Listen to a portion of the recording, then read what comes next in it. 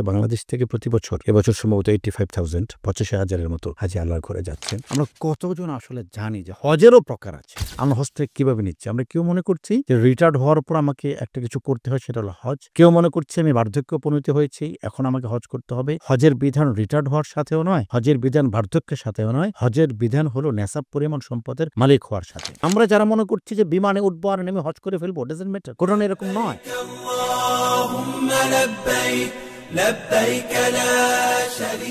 আসসালামু আলাইকুম সবাইকে। আশা করি সকলে ভালো আছেন। হজ নিয়ে আমরা আরেকটি আয়োজন শুরু করতে যাচ্ছি আজ। আমাদের এই আয়োজনে সহযোগিতা করেছে মাসতুল ফাউন্ডেশন এবং মিনা ট্যুরস এবং ট্রাভেল।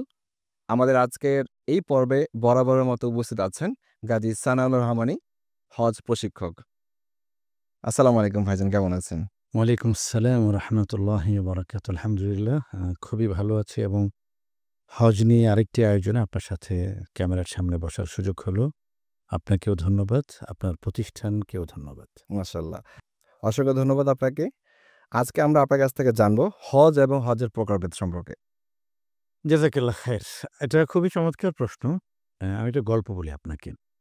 হজ ক্যাম্পে একজন হাজী সাহেবকে পেলাম, যিনি ঢাকার বাইরে থেকে এসেছেন, গ্রামের মুরব্বী মানুষ। তো আমি তাকে জিজ্ঞেস করেছি যে, মুরব্বী হজে যাচ্ছেন? দিয়ে বললেন, জি আলহামদুলিল্লাহ হুজুর হজে যাচ্ছে। তো তিনি বললেন যে, আমি এ ক্যাটাগরির হজ আদায় করছি। এ ক্যাটাগরি, আমি যে সময়ের গল্প আপনাকে বলছি, এটা 2016-17 সাল বা 18 এরকম হবে। তখন এ ক্যাটাগরি ছিল 3.5 থেকে 4 লাখ টাকা। মানে হলো, আমি আপনার মাধ্যমে দর্শকদের কাছে প্রশ্নটা রাখতে চাই যে, বাংলাদেশ থেকে প্রতি বছর, এবছর সম্ভবত 85,000 85,000-এর মতো হাজি আল্লাহর ঘরে যাচ্ছেন। আমরা কতজন আসলে জানি যে হজেরও প্রকার আছে?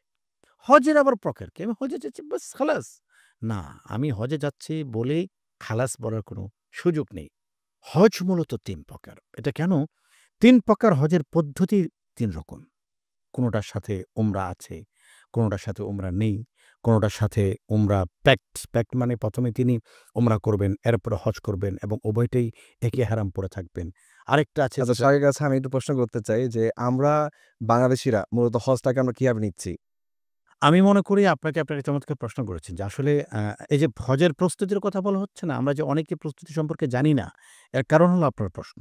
আমরা হজ থেকে কিভাবে নিচ্ছি? আমরা কেউ মনে করছি যে রিটায়ার্ড হওয়ার পর আমাকে একটা কিছু করতে হয়, সেটা হলো হজ। কেউ মনে করছে আমি বার্ধক্য উপনীত হয়েছি, এখন আমাকে হজ করতে হবে। হজের বিধান রিটায়ার্ড হওয়ার সাথেও নয়, হজের বিধান বার্ধক্যের সাথেও নয়, হজের বিধান হলো নেসাব পরিমাণ সম্পদের মালিক হওয়ার সাথে।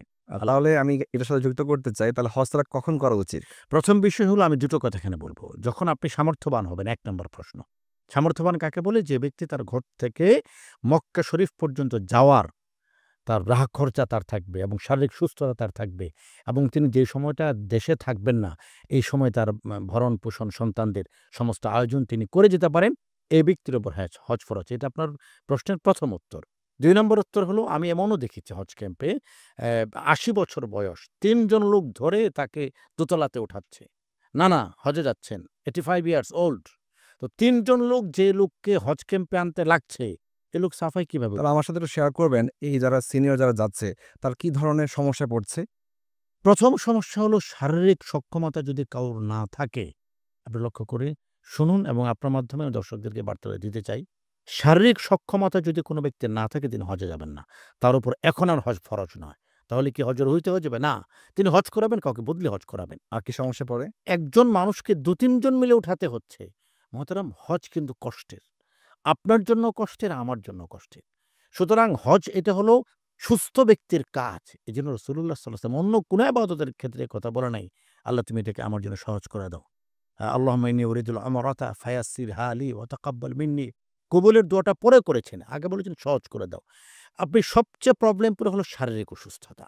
ওখানে গেলেই আপনি শুনবেন ঠান্ডা, জ্বর, কাশি। আরেকটা বিষয় হলো, যিনি এবছর সর্বোচ্চ টাকা দিয়ে যাচ্ছেন, আমি ২০২৫ সালের কথা বলছি, এটা ৩০ লক্ষ টাকা হতে পারে, ২৫ লক্ষ টাকা হতে পারে, ২২ লক্ষ টাকা হতে পারে।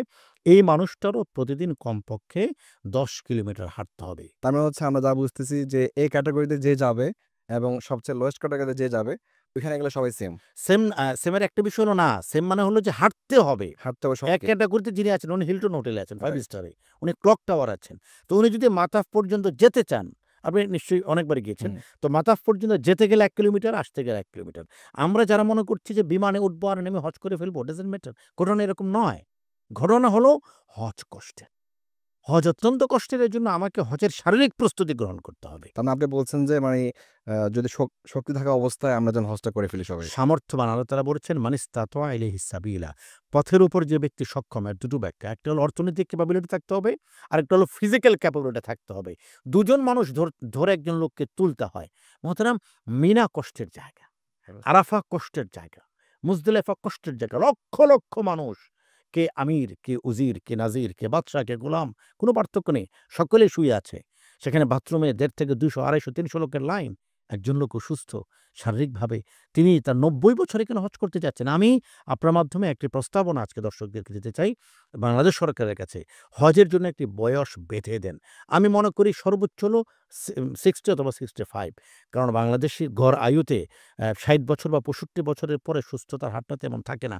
এমন যদি হয় যে কোনো ব্যক্তি ৮০ বছর কিন্তু তিনি সুঠাম দেহের অধিকারী, সেটা ভিন্ন কথা। যাক, তাহলে আমরা বুঝতে পারলাম যে শারীরিক সামর্থ্য থাকা অবস্থায় আসলে যাওয়া উচিত হজে। হ্যাঁ, এখানে হলো যে অর্থনৈতিক সামর্থ্য যেমন আবশ্যক, শারীরিক সক্ষমতা এটাও আবশ্যক। তাহলে হজের মৌলিক কোন বিষয়গুলো দরকার?